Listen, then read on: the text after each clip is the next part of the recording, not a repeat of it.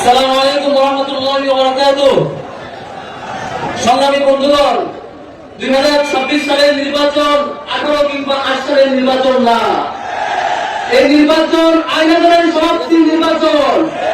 এই নির্বাচন গুণ খুনের সমাপ্তির নির্বাচন। কিন্তু আমরা দেখেছি গত 10 বছরে বিএনপি এখন পর্যন্ত খুন করেছে 231 জনের বেশি খুন করেছে।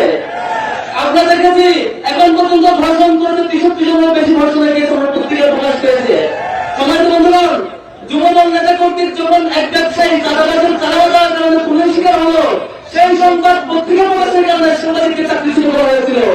এই ভয়ঙ্কর ফেসিলাদের সম্ভাব্য ফেসিলাদ থাকবার পরেও পত্রিকা এখন পর্যন্ত প্রকাশিত কেস ধর্ষণের কেস হচ্ছে 63 জন। আমরা সম্মানিত বন্ধুগণ, এই যে প্রকাশিত গতকালকে আমরা এই যে জানুয়ারি 31 তারিখ পর্যন্ত যে রিপোর্ট বলছি, গতকালকে ছাত্রদল নেতা এবং যুবদল নেতার সম্ভবত ধর্ষণের শিকার হয়েছে 70 জেলের ছাত্রী। আমরা একটা কথাই বলতে চাই, যারা নারীদের এম্পাওয়ারমেন্টের কথা বলছেন, ওনারা 10 জন প্রার্থীকে এমপি প্রার্থী করেছেন, তার মধ্যে 5 জন হচ্ছে পিতা কোটা, 3 জন হচ্ছে স্বামী কোটা, 1 জন হচ্ছে শ্বশুর কোটা, আরেকজন হচ্ছে ভাই কোটা।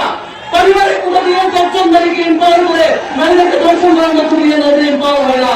আগামীতে দুটা ভোট, বড় ভোটে হ্যাঁ, আর কোনটা ভোট হবে? ইনশাআল্লাহ নারীবালার বিজয়ের মধ্য দিয়ে আমাদের বোনেরা নিরাপদ বাংলাদেশ পাবে, নারীরা সম্মান দিয়ে পাবে ইনশাআল্লাহ। ওয়া তাওফিক ইল্লা বিল্লাহ। আসসালামু আলাইকুম ওয়া রাহমাতুল্লাহ।